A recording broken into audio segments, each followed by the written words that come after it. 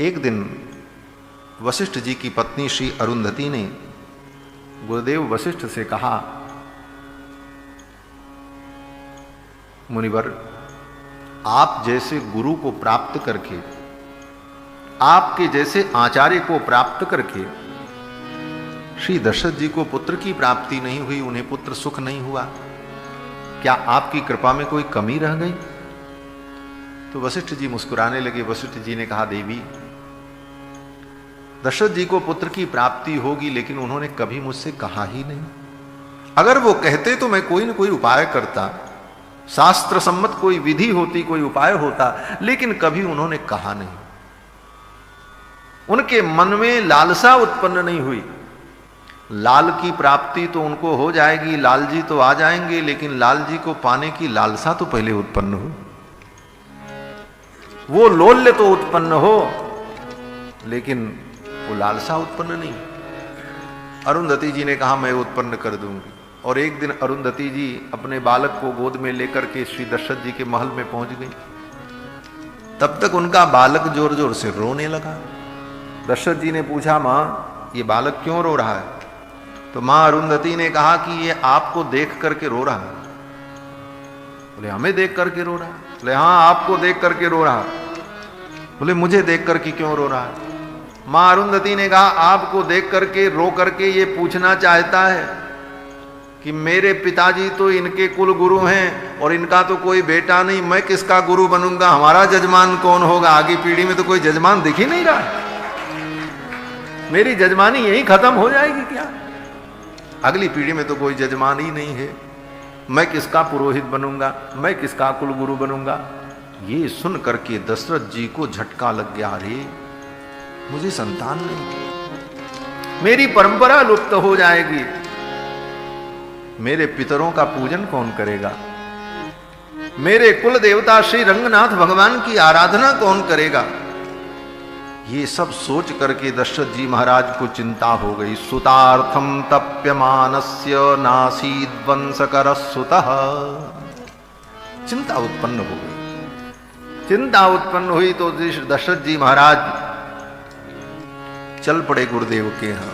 एक बार भूपति मन माही, एक बार भूपति मन माही, देख लानी मोरे सुत नानी, देख लानी मोरे सुत नानी।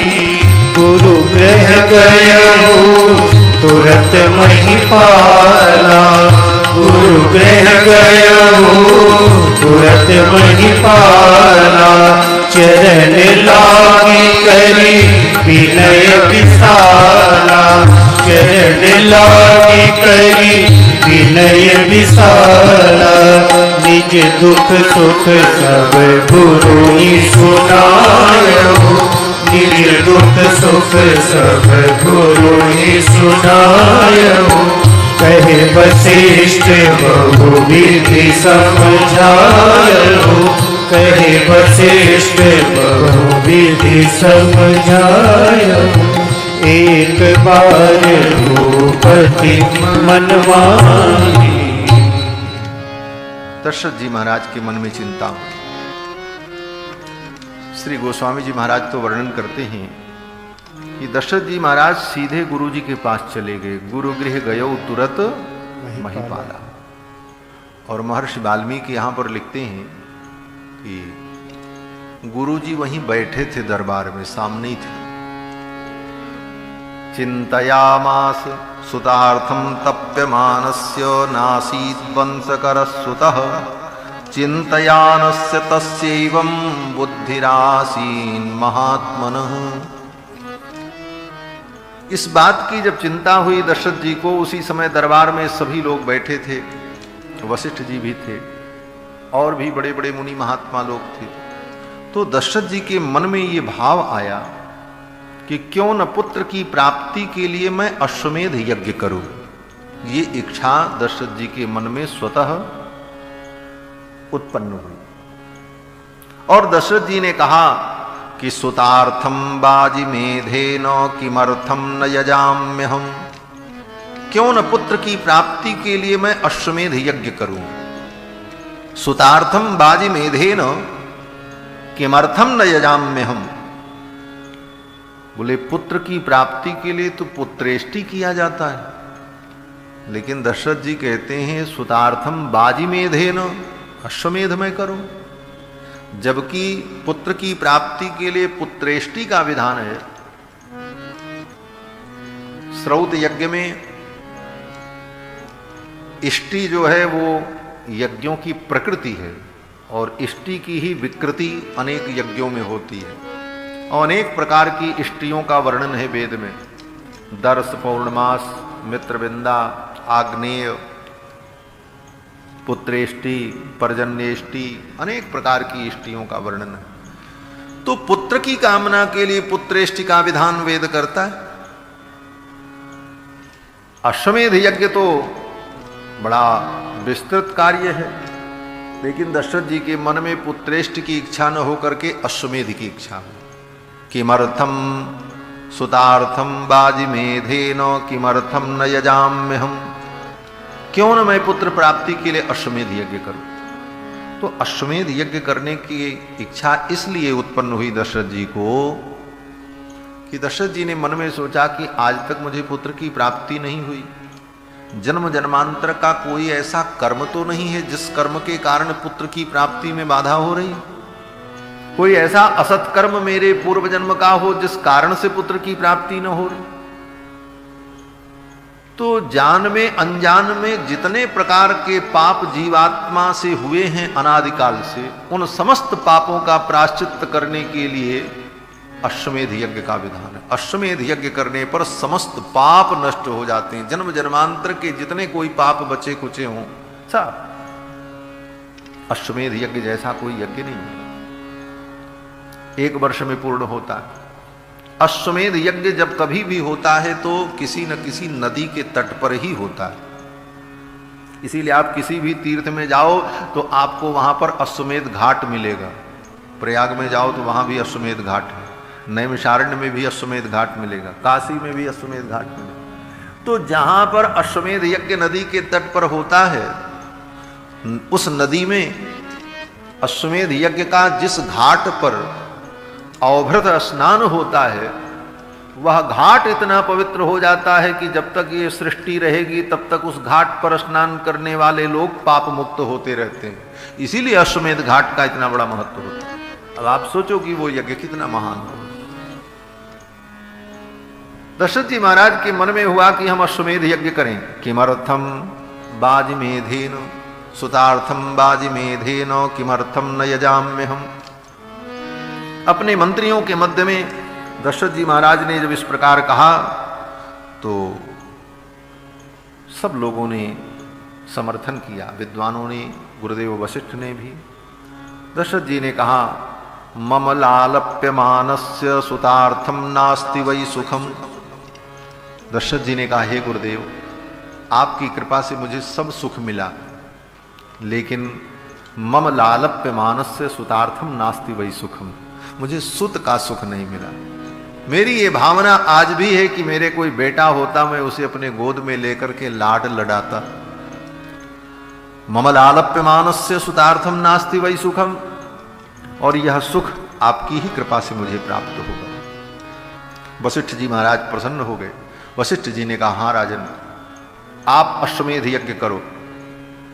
कहां पर अश्वमेध यज्ञ होगा? तो कहते हैं सरयू जी के तट पर। बोले नहीं, सरयू के तट पर नहीं होगा। सरयू जी के उस पार जाकर के आगे जो दूसरी नदी है उत्तर दिशा में, जिसका नाम मनोरमा है, उस मनोरमा नदी के तट पर अश्वमेध यज्ञ होगा। सरज्वाश्चोत्तरे तीरे यज्ञ भूमिर्विधीयताम। सरजू जी के उत्तर तट पर जाकर के अश्वमेध यज्ञ का विधान हो, मनोरमा के तट पर, और सारी तैयारी हो। संभारा संभ्रियंताम, यज्ञ के संभार का, वस्तुओं का संग्रह किया जाए, आदेश हो गया। यज्ञ की तैयारी प्रारंभ हो गई। अश्वमेध यज्ञ। दशरथ जी महाराज ने गुरुदेव के चरणों में प्रणाम किया और कहा गुरु जी, आपके नेतृत्व में यह सारा कार्य होगा। कहीं किसी प्रकार की कोई कमी न होने पावे।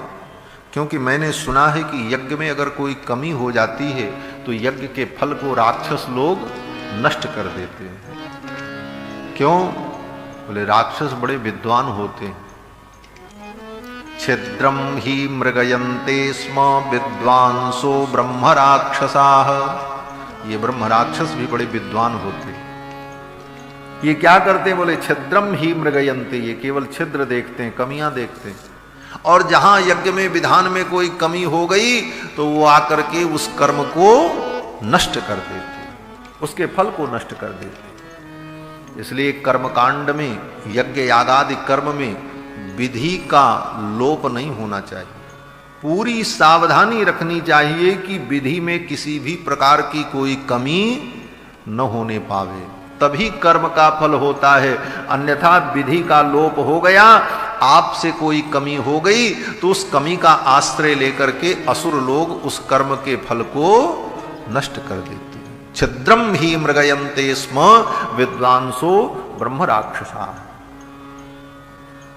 लोग कहते महाराज हम तो भाव से कर रहे हैं। बोले भाव से भक्ति का महत्व है, कर्मकांड में भाव का महत्व नहीं है, क्रिया का महत्व है। कर्मकांड में जितनी क्रिया है उतनी क्रिया उन मंत्रों से शुद्धता पूर्वक करनी होगी, तब उसका फल होगा। वहां भाव नहीं चलेगा। भाव तो भक्ति में है, भगवान की उपासना में भाव का महत्व है। कर्मकांड में तो कर्म का महत्व है, क्रिया का महत्व है। क्रिया में वैगुण्य हुआ, क्रिया में विकृति हुई, फल नष्ट हो जाएगा, उल्टा हो जाएगा।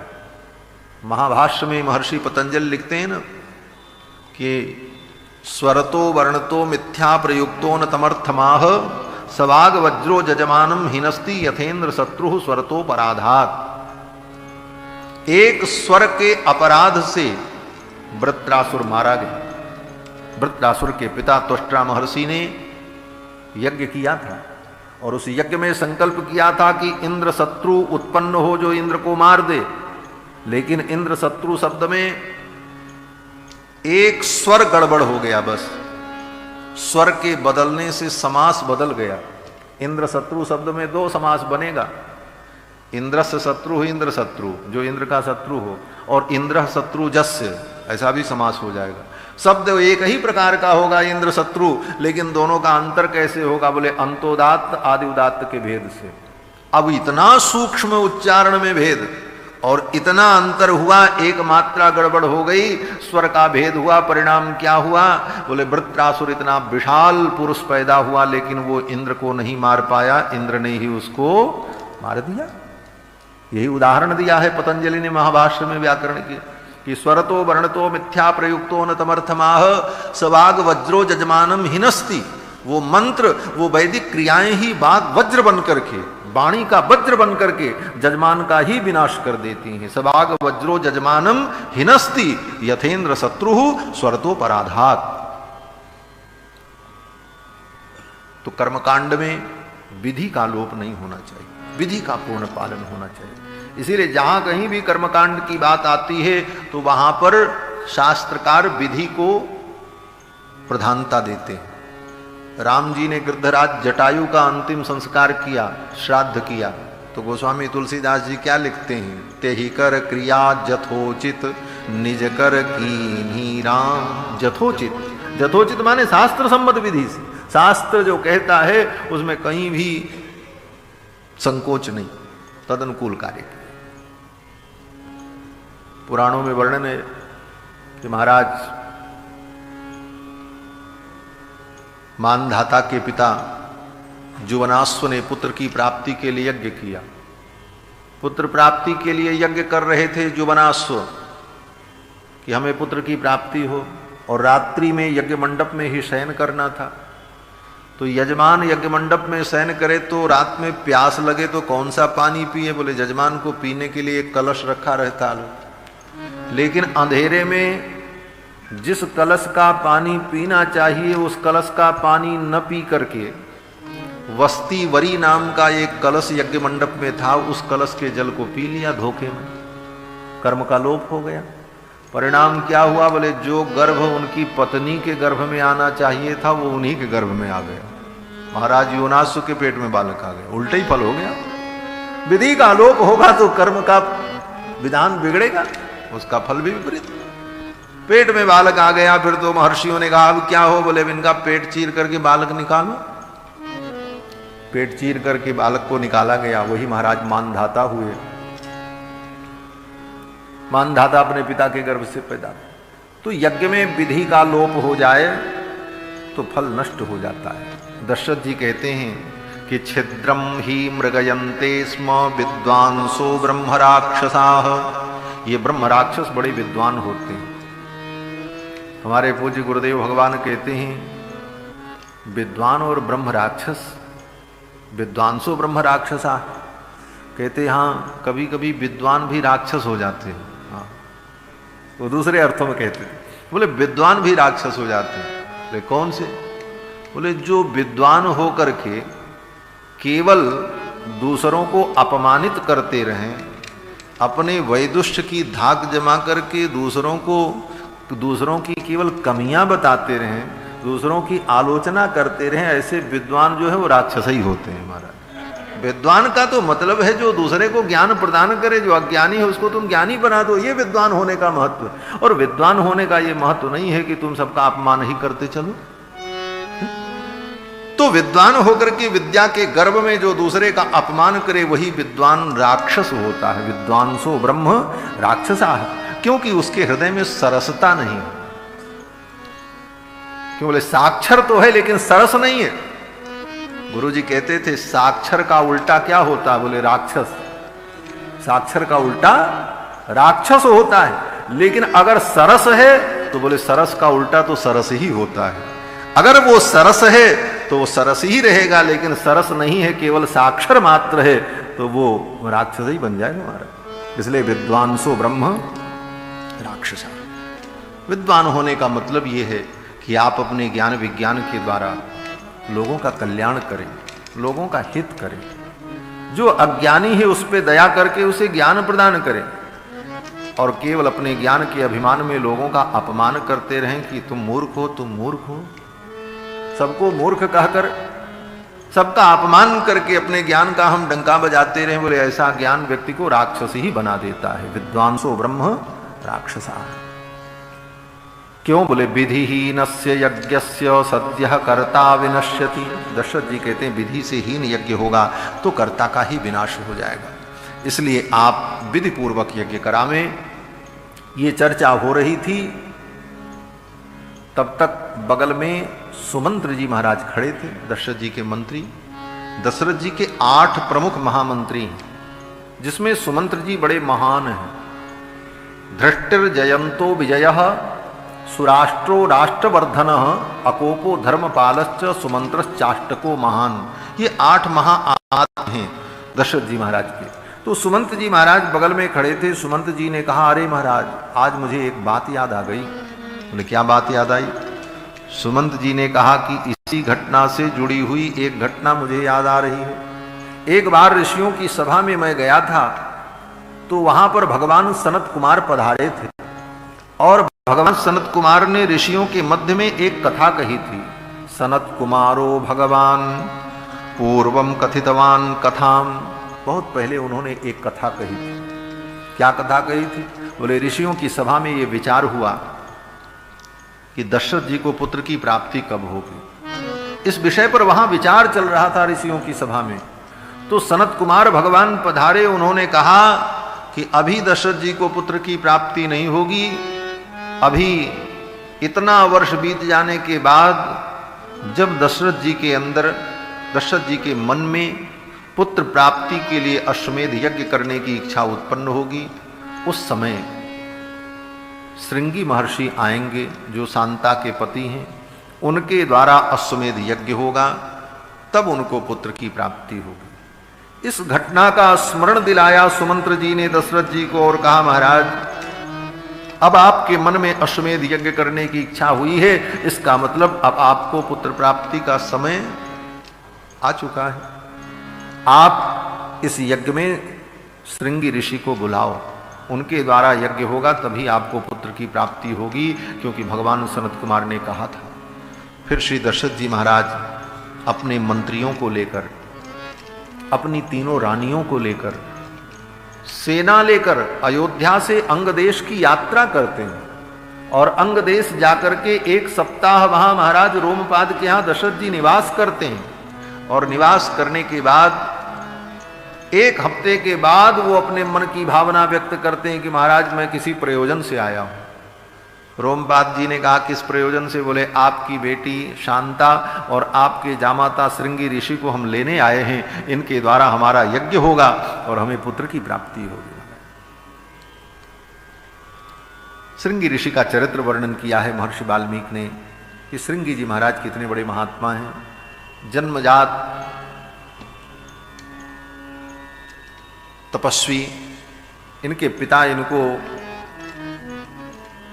परम विरक्त बनाना चाहते थे। इनके पिता चाहते थे मेरा पुत्र नैष्ठिक ब्रह्मचारी बने, श्रृंगी के पिता विवांडक महर्षि, और जंगल में ले जाकर के स्वयं लालन पालन किया। आश्रम में किसी स्त्री का प्रवेश नहीं था।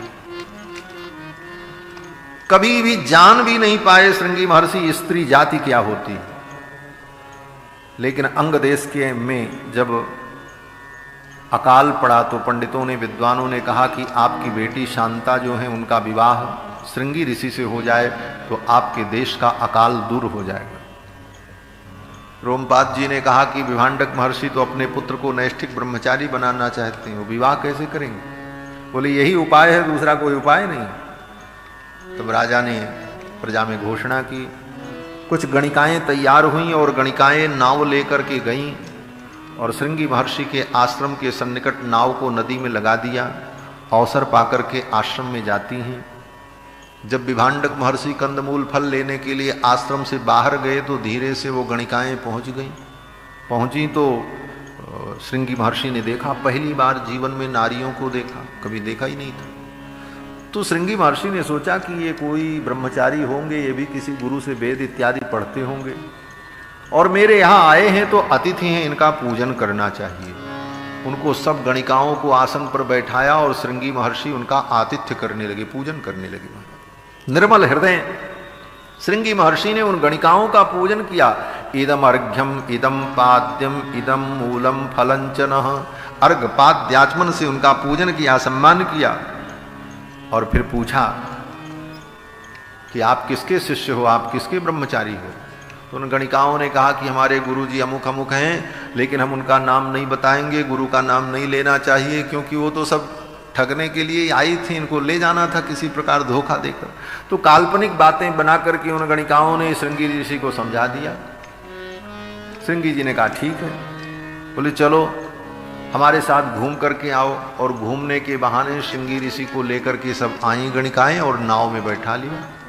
नाव में बैठा करके धीरे से नाव का लंगर खोल दिया। नाव धारा में बहने लगी और गणिकाएं सुंदर गीत सुनाने लगी और सुंदर सुंदर मिठाइयाँ साथ में रखी थी, सब मिठाइयाँ खिलाने लगी महाराज, लड्डू पेड़ा मालपुआ। श्रृंगी महर्षि तो कभी खाए ही नहीं थे महाराज, कभी नहीं देखा था लड्डू जलेबी रसगुल्ला क्या होता पता ही नहीं था। जब खाए श्रृंगी महर्षि तो बड़ा मजा आया। श्रृंगी महर्षि ने कहा ये कौन सा फल है, इस फल का नाम क्या है? ये हंसने के लिए नहीं कहते, महर्षि वाल्मीकि ने लिखा है मोदकान प्रददुस्तस्मै भक्ष्याश्च विविधान। अनेक प्रकार के विविध भक्ष्य भोज्य व्यंजन उन गणिकाओं ने जब प्रस्तुत किए तो तानि चास्वाद्य तेजस्वी, उन फलों को आस्वादन करके तेजस्वी श्रृंगी महर्षि ने फलानीति स्म मन्यते, उनको फल ही समझा। उनको लगा कि ये तो कोई फल है। बोले कैसा फल है, इसमें छिलका भी नहीं बिया भी नहीं, ऐसा तो फल हमने कभी देखा ही नहीं। गणिकाओं ने कहा ऐसे फल हमारे देश में होते हैं, चलो आपको हम घुमा के लाते हैं। लेकर के चली आई और अंग देश आए महाराज। ज्यों ही उनका चरण अंग देश की सीमा में पड़ा, वर्षा प्रारंभ हो गई, अकाल दूर हो गया। महाराज रोमपाद ने अपनी बेटी शांता का ध्यान किया और उनका विवाह कर दिया। विभांडक महर्षि अपने आश्रम में जब लौटे तो देखते हैं पुत्र का अपहरण हो गया। अपहरण करके विवाह कर दिया। आज भी बिहार प्रांत में अपहरण करके ही विवाह होता है। बिहार में ऐसी घटनाएं होती हैं आज भी। तो विवाह कर दिया। अब जब विवाह कर दिया तो विभांडक महर्षि को बड़ा दुख हुआ। क्रोधित होकर के चल पड़े कि शाप दे देंगे। सभी लोग डर रहे थे क्या होगा। तो ब्राह्मणों ने सलाह दी कि ऐसा करो, वर वधू को दोनों को सजा करके श्रृंगार करके तैयार रखो, विभांडक महर्षि आएंगे तो दोनों को उनके चरणों में प्रणाम कराना, बस उनका क्रोध शांत हो जाएगा। विभांडक महर्षि जब आए तो महाराज रोमपाद ने अपनी बेटी शांता से और जामाता श्रृंगी से कहा कि पिताजी के चरणों में प्रणाम करो। दोनों ने, दिव्य दंपति ने चरणों में प्रणाम किया। ऐसी सुंदर जोड़ी को देखकर विभांडक महर्षि का क्रोध शांत हो गया। विभांडक महर्षि जी ने कहा, आप साप देने से क्या फायदा, अब तो इनको आशीर्वाद देना चाहिए कि इनका गृहस्थ जीवन मंगलमय हो। आशीर्वाद देकर के विभांडक महर्षि विदा हो गए। श्रृंगी महर्षि शांता जी के साथ अंग देश में रहते हैं। दशरथ जी महाराज इनको लेने गए हैं और आदर पूर्वक लेकर के आए अयोध्या। और अयोध्या लेकर के आने के बाद बहुत दिनों बाद अश्वमेध यज्ञ हुआ है। महर्षि वाल्मीकि कहते हैं कि ततः काले बहुति थे कस्मिश्चित सुमनोहरे। श्रृंगी ऋषि आ गए, सारी सामग्री एकत्रित हो गई, यज्ञ स्थल तय हो गया, यज्ञ मंडप बन गया, लेकिन यज्ञ प्रारंभ नहीं हुआ। ततः काले बहुत ही थे, श्रृंगी ऋषि के आने के बहुत दिन बाद यज्ञ शुरू हुआ। क्यों? बोले कस्मिश्चित सुमनोहरे, जब सुंदर मनोहर मुहूर्त आया तब यज्ञ प्रारंभ हुआ। तो मुहूर्त आएगा तभी कार्य होगा।